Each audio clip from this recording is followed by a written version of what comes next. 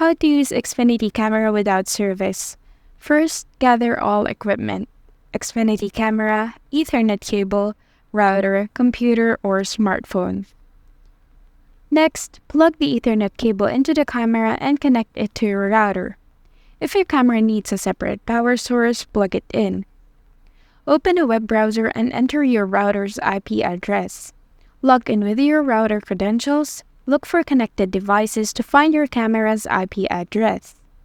Enter the camera's IP address in your web browser. Follow prompts to configure settings like password protection and Wi-Fi connection. Use software for monitoring. Consider using apps like iSpy or Agent DVR to manage and view your camera. Keep an eye on the camera feed through the app or browser. Return to the camera's web interface to change settings or update passwords. And lastly, make sure your camera can operate without Xfinity service. Always use a strong password to secure your camera. By following these steps, you can use your Xfinity camera independently of a service subscription. And that's it.